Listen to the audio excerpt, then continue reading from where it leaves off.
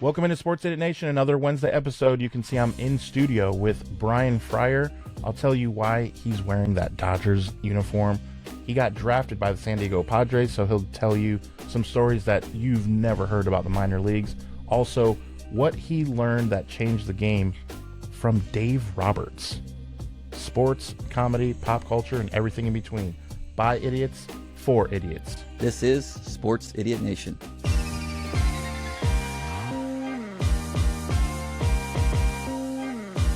Sports, comedy, pop culture, and everything in between. Welcome back, sinners. This is Season 2 of Sports Idiot Nation. Welcome into Sports Idiot Nation. It is another Wednesday for you, and this is, I know, the most bizarre thing you've ever seen. I am in a studio in Indiana with, I was going to call him a homie, but you look at what he's wearing, he's not the homie. But we'll get into why he's wearing that and who he is. Brian, dude, thanks for hanging out. This is going to be fun. All right, so let's first get into... You're going to make me look at that for like the entire episode. That's why I wore it. I'm gonna blur it out in post. All right, so why are you wearing that? How are you in Fort Wayne right now talking to me? Yeah, really cool story. Well, first of all, I was just grateful to be here with you. Thanks for having me, Adam. Love everything you're doing, and excited to talk some sports with you, especially some baseball. Yeah. My background, born and raised Southern California. I grew up 45 minutes from Dodger Stadium. Went to hundreds of games with my grandpa and my mom and dad, back to the tune of listening to Vince Scully. I can remember back in the day sitting in the seats watching the game and my grandpa sitting next to me with one of his little portable radios, just listening to Vin call the game while we were watching. First baseball memory. What's your first baseball memory? That's got to be one of the very first of viewing professional sports.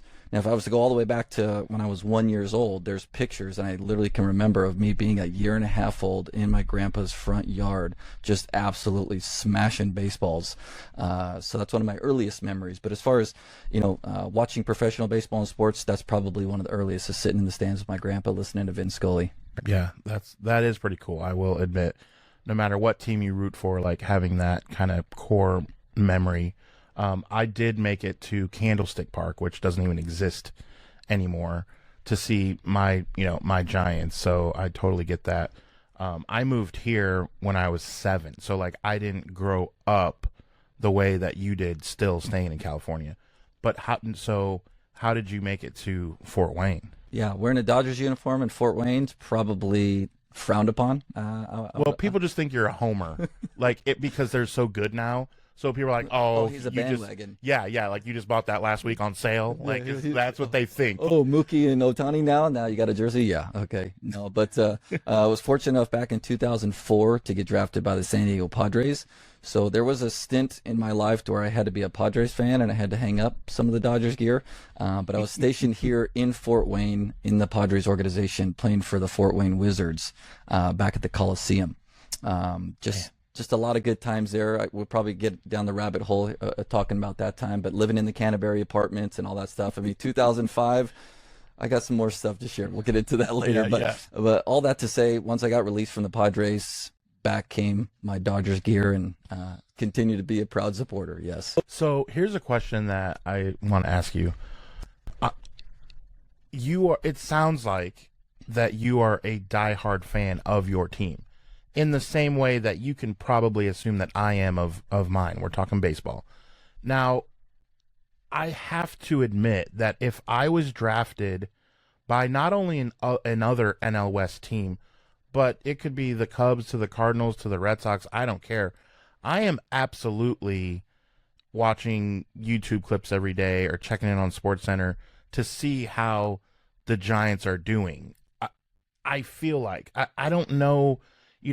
I've coached kids who are now in the NFL, and I'm just wondering, I remember when they were not in the NFL, and they were fans of teams, and now they're playing for another NFL team. Do they still like that team?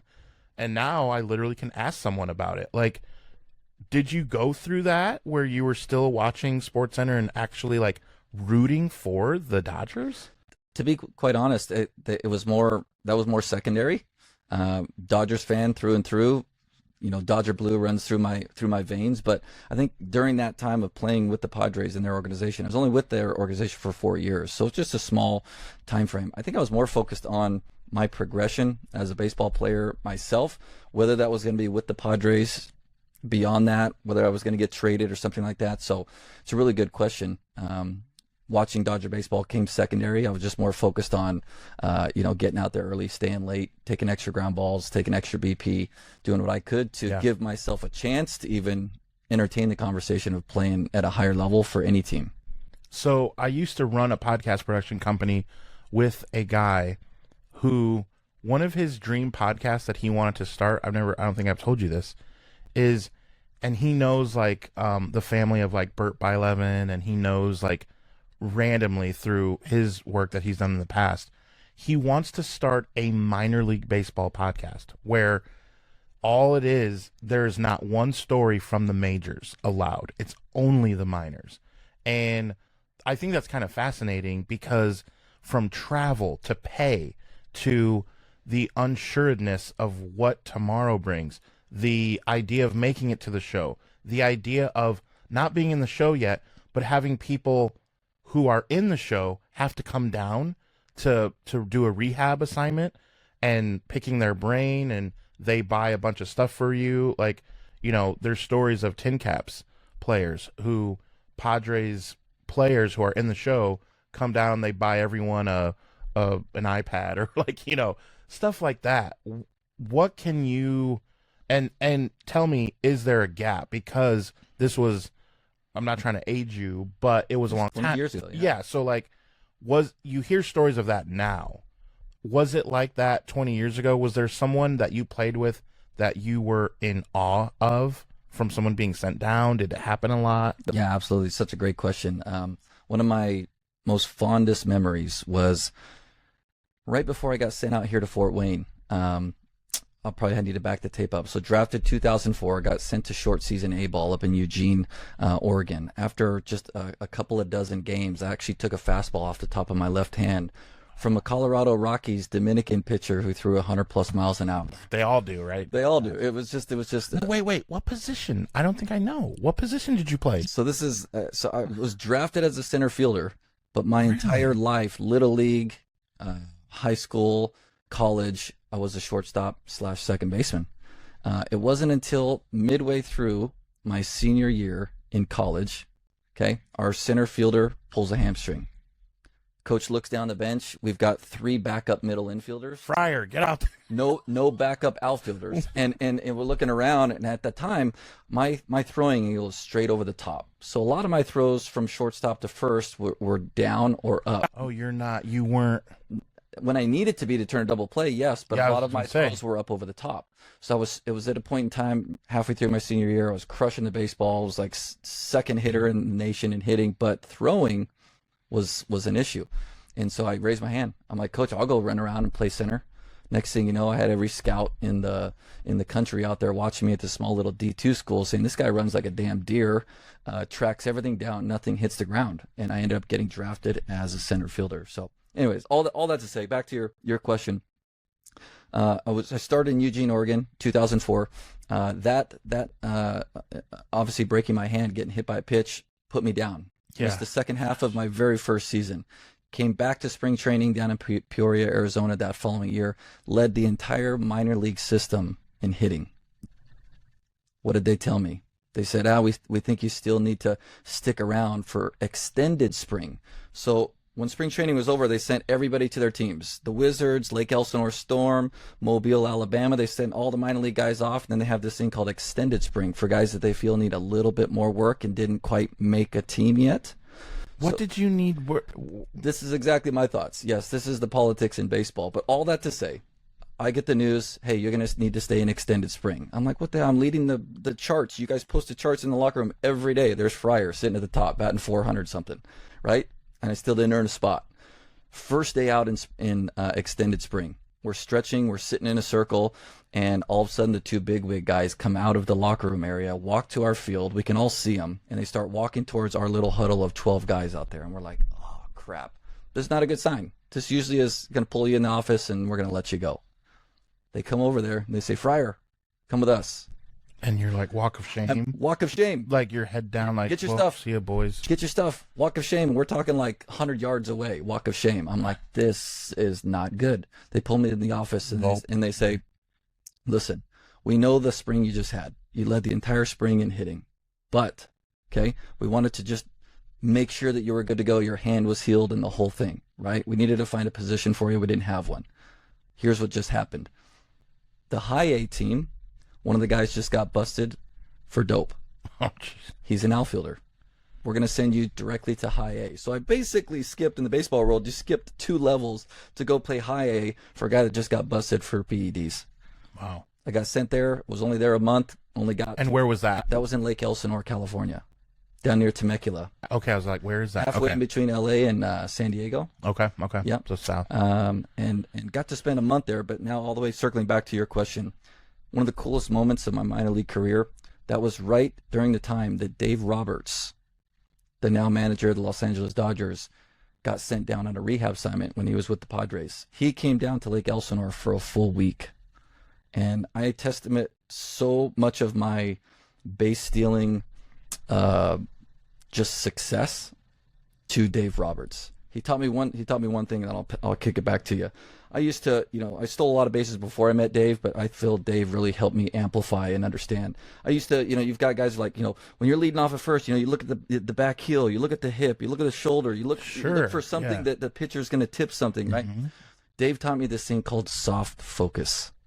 Instead of pinpointing on one thing, the heel, the hip, the shoulder, he said, create this soft bubble focus. It kind of eases your mind to think, I guess, more lightly, and you see the whole picture, like this bubble around the pitcher, versus honing in on one thing. What that actually allowed me to do was relax my entire body. So I wasn't tense looking at a heel, looking at a shoulder. It relaxed my whole body. Dude, I absolutely just stole so many bases after that at a much higher percentage because of that one thought from Dave. That's nuts. I don't know if I've ever heard a story like that before in my entire life. That is so cool. Then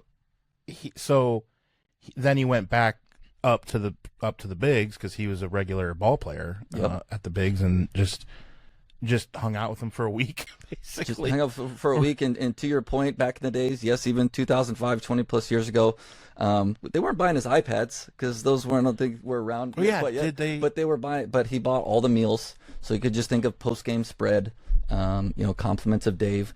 I don't know if listeners might remember this name. Khalil Green used to be the go-to shortstop for the Padres back in that 2004, 2006, 2007 stint. He spent a few games down there with us too. Didn't get a whole lot of time to chat with him like I did Dave, but yeah, they always took care of us food-wise. So what's another? What is something that people would never in a million years guess happens when you are in the minor league baseball system? Like, what comes to mind? Like, oh, okay, I bet people don't know this. That my first year, I made $600 a month, and I spent. You got to get really good at sleeping upright with your head against the window in a bus. I just remember so many trips where you would play a homestand Friday night, Saturday night, and then maybe a Sunday afternoon. Right? So let's say your Sunday afternoon game's at 1 o'clock, finish around 4, go in the locker room, shower up, change, and right back out. Your bus is waiting to go to the next city because you have a game Monday night at a place that's 12 to 14 hours away. And you would bus from, let's call it 5 p.m. to 5 a.m., roll into the hotel around 5 or 6 a.m., check in, maybe get a little something from the buffet, go upstairs, sleep for about 4 hours, and then 1 o'clock, time to get on the bus and take whatever, head to the field and take some BP. So I think the thought is it's glamorous. Sure, you maybe kind of feel special. You were drafted and you're playing under the umbrella for a big league team, but it's a grind, man. Yeah. Who was a pitcher that in the minors you faced that you think I may know, as I know baseball pretty well? Is there a name you can throw out like, hey, dude, I faced it, like, or most of these guys didn't really make it, would you say? Yeah, no, good question. I mean, I faced lots of great pitchers. I don't think any that would stand out. I know in spring, getting to face Jake Peavy, he was a big name in the Padres system, and I think he's an analyst now. Getting to face him in spring is probably one of the bigger names. But yeah, all I know is that just all through hard. Peavy played for the Fort Wayne Tin Caps as well. Yeah. I do know that. And he did win a World Series, thank you, with a very, very good team. Yeah. So that's great. I love that name. I love his analysis on MLB Network, where I don't know where I saw him last, but I just love the way some players just go back to doing something else, man. But like Sean Casey and Jake Peavy and some of these guys, Harold Reynolds, like I just love the way that they talk about the game. And like, you ever catch interviews with Barry Bonds talking about catching the ball? Yeah. It's unreal. You're like, and I get that you're allowed to hate Barry Bonds, but like, come on. Like when he talks, like the Up in Smoke podcast. Yeah. If you have not seen that episode of Up in Smoke, that is, I can't even describe how I've never heard anyone else, and what Sean Casey and guys like that I mentioned, they're in awe of it. Yeah. Like that's how you know it's next level, when other ball players are AJ Przinsky, another great dude, ex-Giant as well. And played for the not the Tin Caps. He played for the Wizards. Yeah.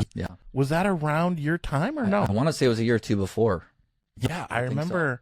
So. But dude, to hear, and he was Barry's teammate. Yeah, who saw him every day, and he was like, Barry Bonds would tell me, I don't want to hit number 600 on the road, and they'd be like, well, what does that mean? Just watch. Bing, bing, bing. He would spray all these doubles, and then get home game, boom, hit the home run. Yeah. And then you just be like, did this dude just like not get a home run on purpose? He did, but he still got 4 or 5 hits. Yes, because, and I think that's a good conversation. Yes, Dodger fan and Giants fan, but just the respect for someone that I have, like Barry Bonds. The PDs, you can talk about all that other base. Yeah. What I look at from being in the ropes as a player is just the talent, dude. Like you could take all the whatever steroids, drugs, you could bring it all, whatever, but you still have to see ball, hit ball. You still have to have the talent and the skill to be able to do that. And such a small percent of folks out there can do it. Obviously, whatever the numbers are that make it to the big leagues, the guy is extremely talented. Does he belong in the Hall of Fame? It's a good question. So I asked it. What do you think? I like your strategy there. Bold move, Cotton. You're asking a Giants fan if he thinks Barry belongs. No-brainer. Well, I'll say this, and I'll say this about Roger Clemens. I'll say this about A-Rod. Well, the big difference with Barry, if we want to get into technicalities, he technically didn't get caught. Technically. I know it's like, come on, Homer. Like, I know, come on, dude. I get it. But there is a difference between A-Rod and Roger Clemens and Rafael Palmeiro and all these guys when... But, here's what I'll say. It is right now what college football is. Do you know how many rules are being broken in college football right now? Every day. And it's just the wild, wild west. They're making money, and so they're not policing it properly. And in my take is that because they're not policing it properly, you can't all of a sudden bring the absolute hammer down and say, nope, sorry. In my opinion, the other thing that I don't agree with is because he made you mad as a journalist or whatever, because he made you mad because he was a jerk, and as a fan, I will admit it.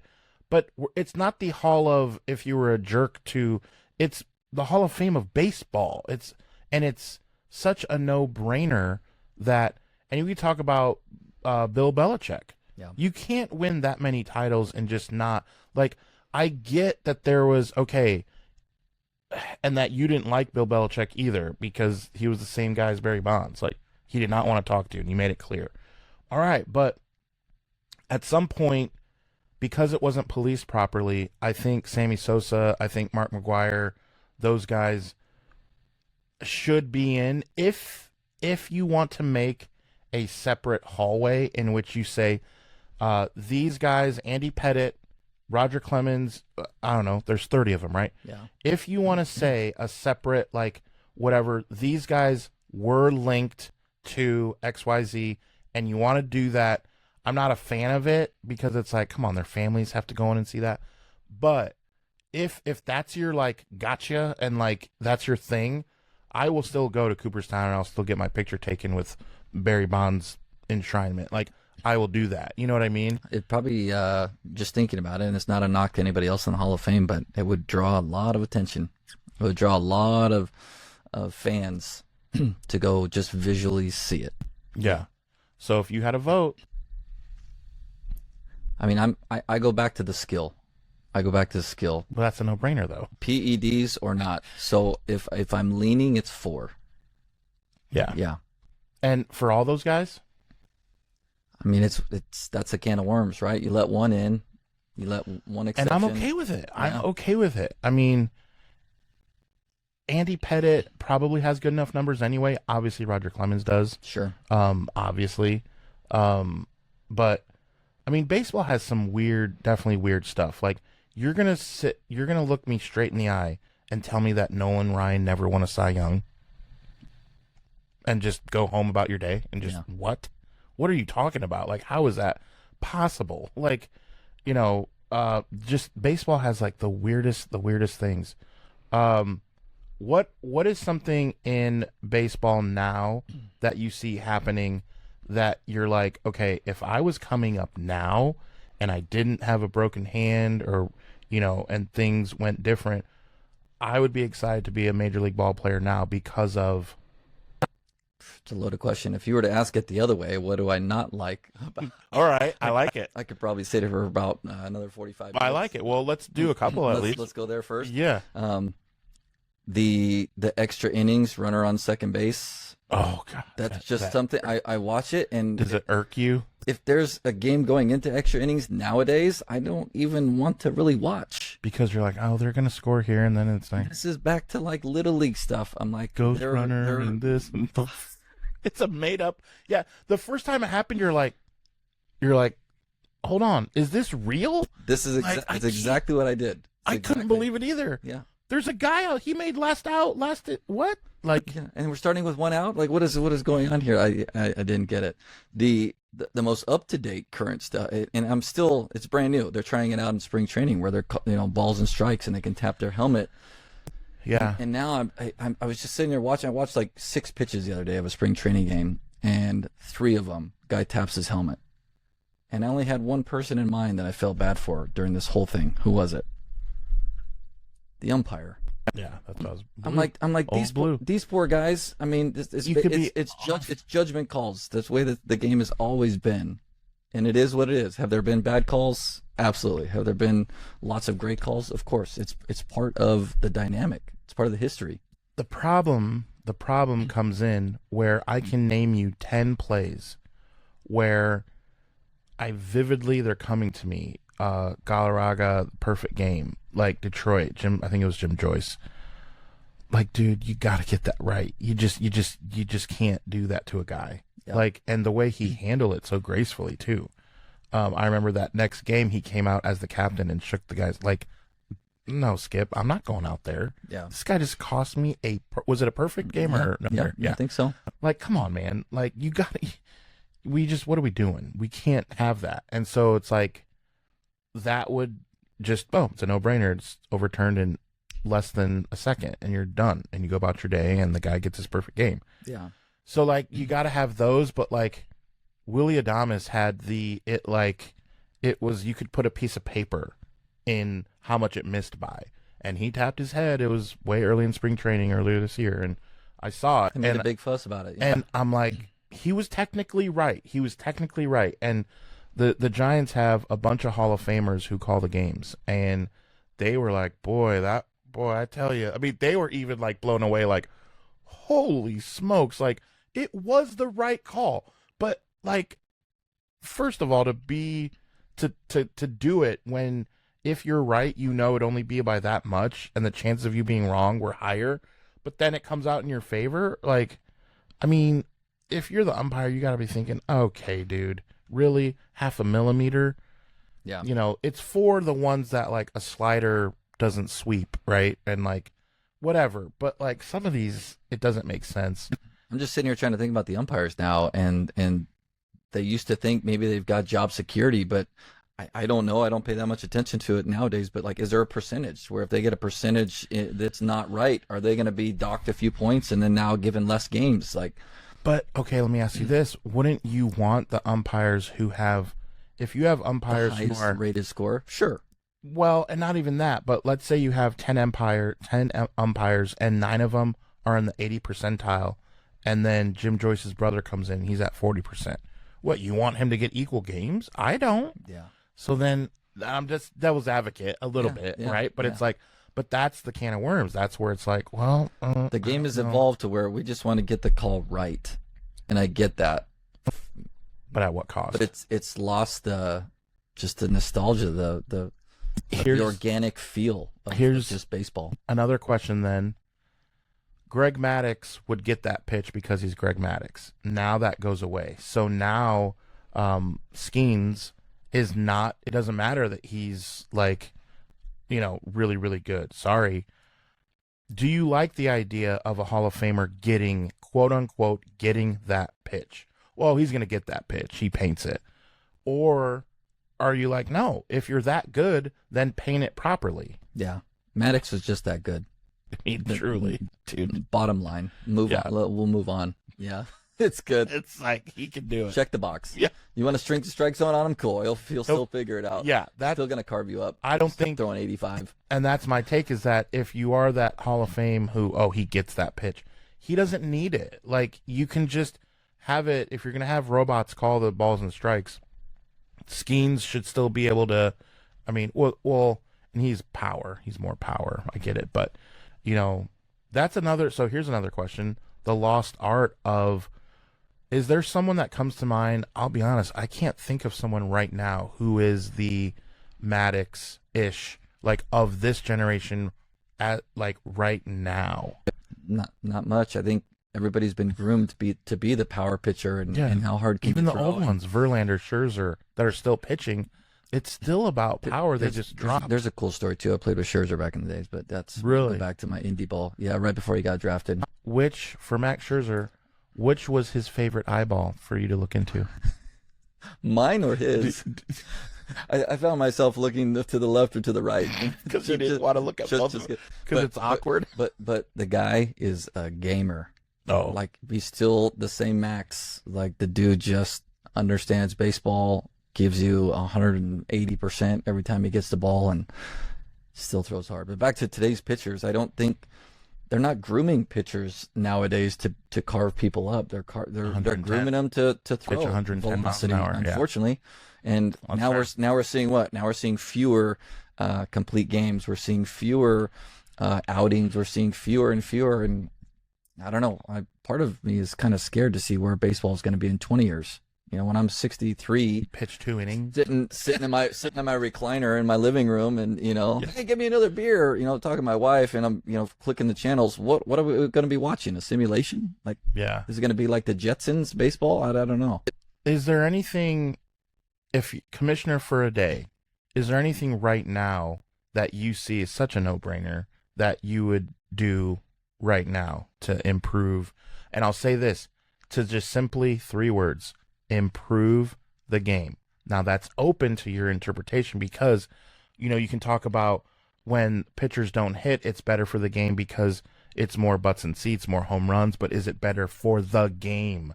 Can be argued. So with that interpretation left to you, what would you change, if anything? I'm going to change the question to instead of the commissioner and seeing over all the baseball, put myself in the coaching role. Okay. Put myself in the coaching role. I talked about my stint with Dave Roberts and how he impacted my life and stealing bases. There was even a time a few years back to where he started coaching for the Dodgers, and he followed the system in which the way he played. Small ball was a thing. Yeah. Moving a guy over, stealing bases. National League used to be that. Too. Second, man on second, nobody out, get him to third base, hit the ball the right side. Like just the simple things. Dave did that the first couple of years he managed the Dodgers, and I was over the moon. Not because that's the way it's supposed to be played, but that's the way Dave played.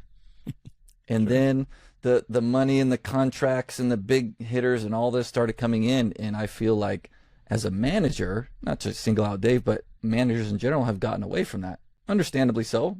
The fans come to see the long ball. I get it. I understand. And you signed the long ball players. I mean, you signed Freddie Freeman. That's what he does. He's not, I mean. It's the legend, right? Yeah. But if I was to be in a coaching role, I would do my best to get back to that being the core part of the team structure. You can have long ball hitters. That's fine. But situational baseball is kind of taking a back seat. Yeah. Yeah, I still can watch a full game. I can at least proudly say. Can you playoffs? So a regular season game in June, you're not watching a full game. I'm not watching a full game. Yeah. And that's fair. That's the honest. Yeah. Playoffs, and yes. When I do, it's only on occasion. It's not like weekly, and it's not, I want to check in on. I'll see things online of, I mentioned like Willie Adames or, someone like that. Or I've heard that Heliot Ramos is on a tear. Okay, well, I kind of want to see his every at bat. And then for me, too, again, I'll say this again. The Giants truly have multiple Hall of Famers calling games. So Kruk and Kipe, I mean, growing up playing the video game, and they were the voice on it. I mean, so now everyone in America is hearing Kruk and Kipe. Those are my guys. Like, and then John Miller was on ESPN Sunday Night Baseball with Joe Morgan. Legend. Dude, those are the guys calling the game. Yeah. I mean, they're still calling it today. So, like, I get they're not Vin Scully, and I would put Vin Scully over them in a heartbeat. But as a Giants fan, to have those guys for 30 years, come on. So, like, just to hear them talk and laugh, and sometimes they'll bring in Javi Lopez or Hunter Pence. Like, that's all. It's fun, So, and then playoffs for sure. I mean, let's talk about last year's playoffs. I mean, you look at what the Blue Jays could have done. That catch in Game 7, dude, by a guy, and you know the team better than I do. That guy was like... Andy Pages, yeah. Yeah, like, that guy was on the roster like the 25th guy or something, probably. Like, he just goes out there, makes a catch to save the World Series, dude. Yeah, as a Dodger fan, I remember we were in a hotel room. We were out of town for one of my kids' functions and hockey tournament, and all of my family were all in this room. My wife and I, 2 kids in this bed, other 2 kids in a pull-out bed. They're all crashed out. I mean, this is the World Series. This is it. This is the game. And all of those things transpired in that last hour, let's call it. And I wanted to jump up and down. I wanted to cry. I wanted to do all these things. There was a point in time where I thought, I just tipped my cap. I'm sitting there. It's like almost midnight Eastern Standard Time, and I was just like, man, well played. And then somehow or another, here you go. 10 minutes later, Dodgers are winning. It was crazy. I have sometimes you have these like weird connections with strangers that you will never forget. The first connection I had like this, I was wearing a shirt that said, she said, and then it said, that's what, because that's what she said.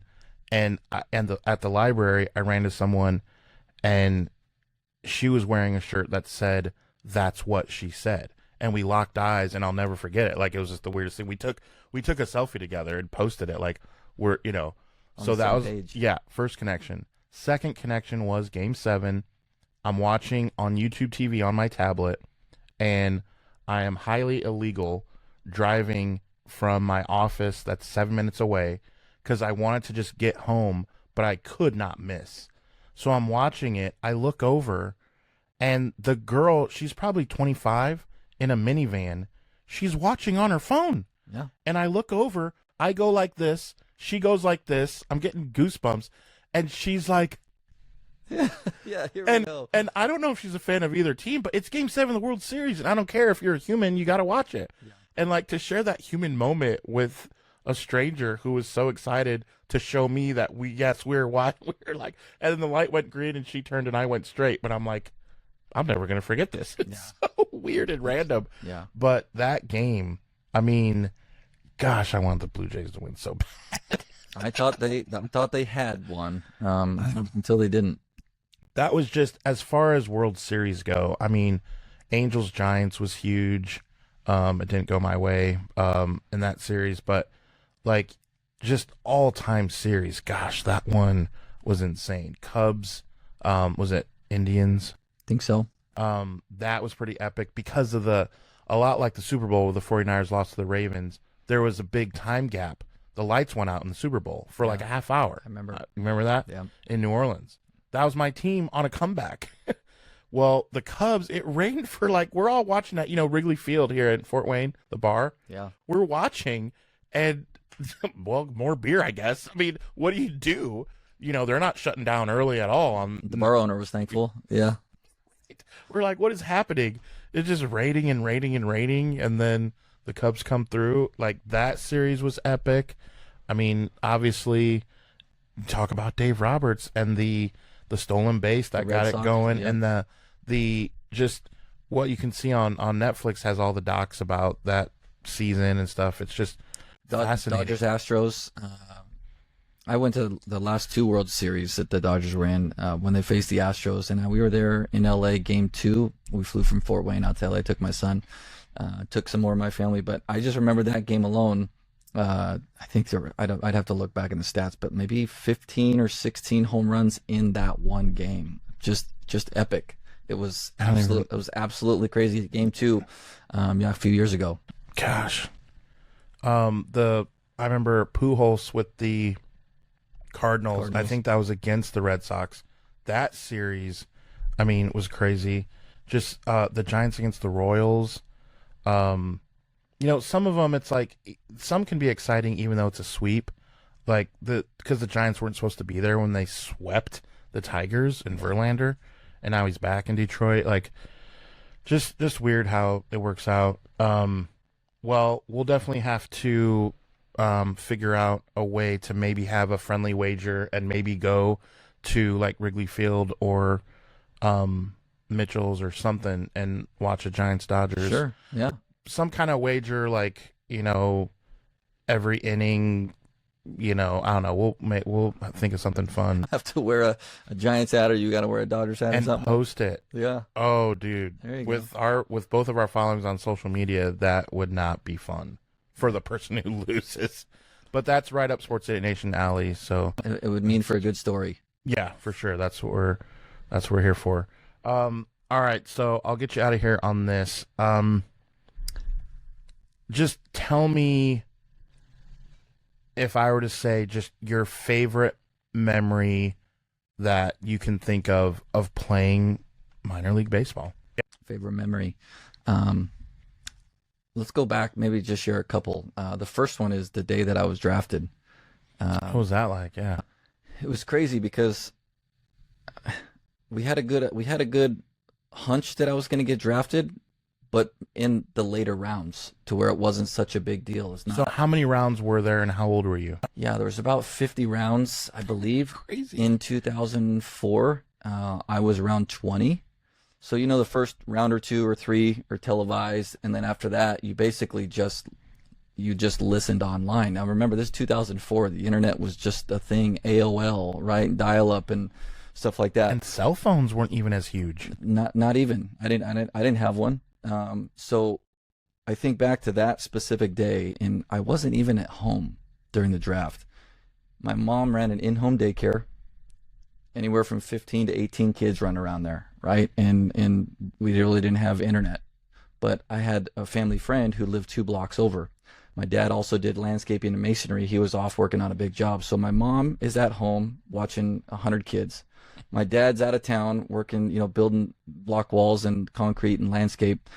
And so I went to my family friend's house a couple doors down just to listen to the draft on their computer. So when I actually heard my name and got drafted, I wasn't even at home. I wasn't even around family. I was around some family friends. And when they said, the 20th round, the San Diego Padres select Brian Friar, from outfielder from New Mexico Highlands, I was so jacked and excited. And, Of course. and then I had to run home and then, hey, Mom, I got drafted. Yeah. So it's kind of a weird dynamic, but like Mom was working, Dad was working. Wasn't sure if I was going to get drafted or not. They kept saying, maybe top 10, and then slid another round. I'm just kind of like, okay, whatever.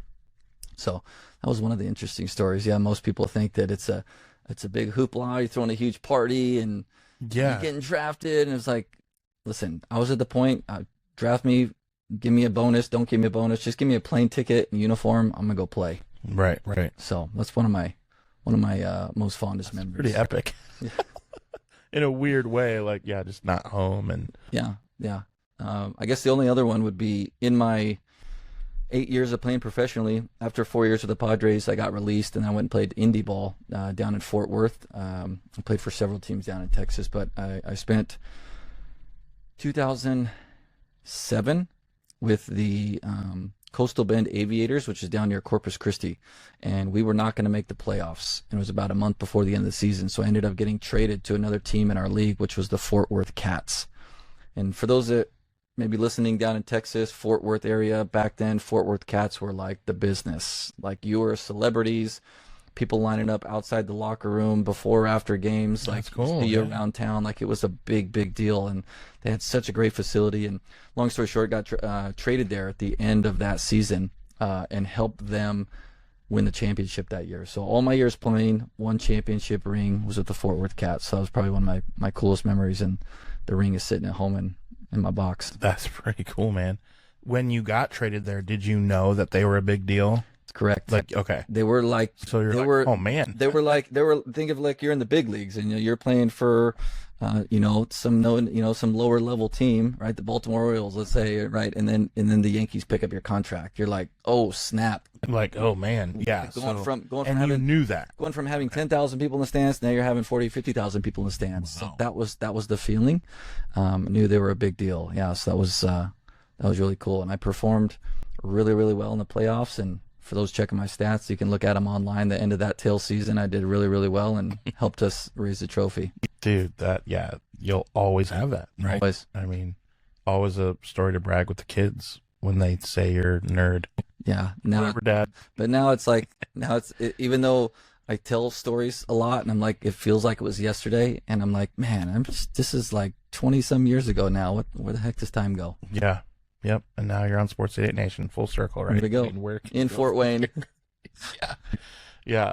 Talking about watching a Giants-Dodgers game in Fort Wayne at It's a all Fort good. Wayne bar. Yep. Life takes us through many different avenues. Yep.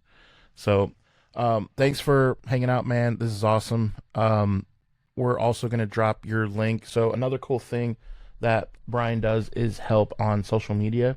So, basically in the link in the show notes, if you have any questions regarding social media, with your business, anything like that, we'll drop the link below, the Coach Friar. You just send them, maybe my Facebook or Instagram is probably easiest. They can check me out. That's cool. Yep. So we'll drop that in that.